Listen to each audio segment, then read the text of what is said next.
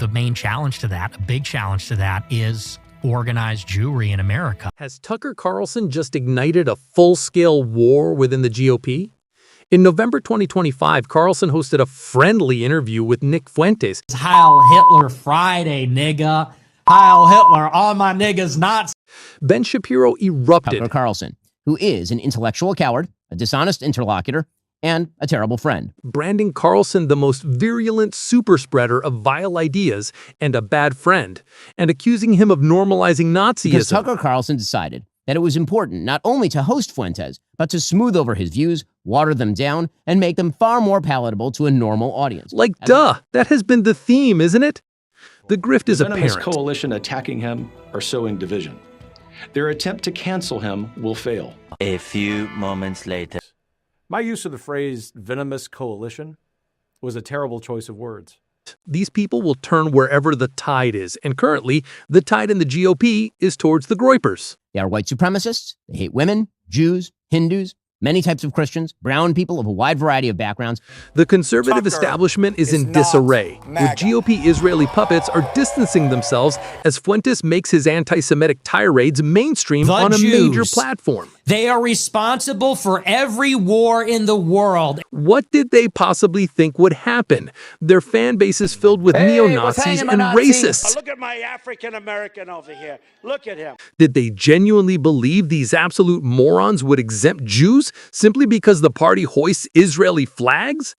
Shapiro feigns outrage at Fuentes, yet he's essentially the new version of a Nazi, denouncing Muslims as savages. Muslims who are radicalized, more than half the Muslims on earth. That's not a minority, that's now a majority. And that's championing Netanyahu, the New Age Hitler, as if he's the Messiah he was waiting for. The Zionist Mark Pott calling the swastika-adorned kettle black. Meanwhile, it's just two sides of the same coin. Everyone always talks about who's taller, so I'm taller. Yeah, he's clearly. And Fuentes? Jews in concentration camps were masturbated to death.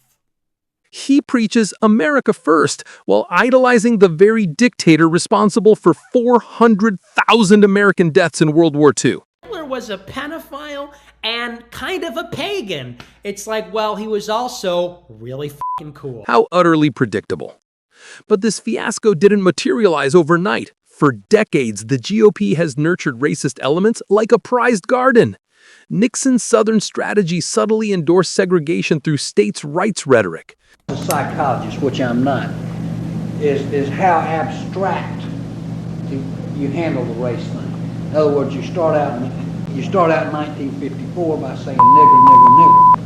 By 1968, you can't say nigger. That hurts you, it backfires. So you say stuff like force busing, states' rights, and all that stuff.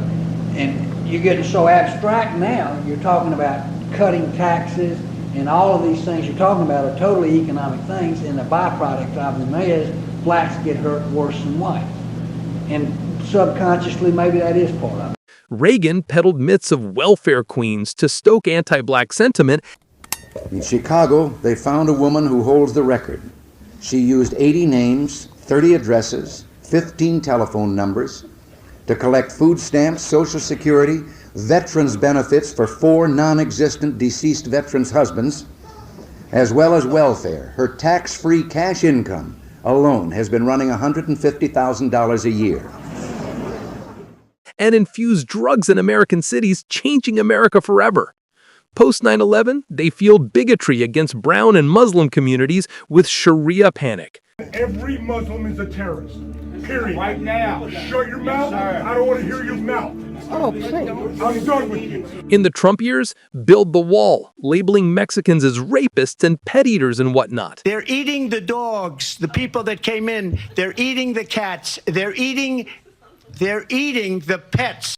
They tolerated racism toward blacks, browns, and Latinos as if hatred adheres to convenient boundaries, but drew a sanctimonious line against anti-Semitism. Hypocrisy at its finest. Now, the beast they fed is turning on them. We want Nick! We want Nick! Guy has a non-white wife and a kid named Vivek.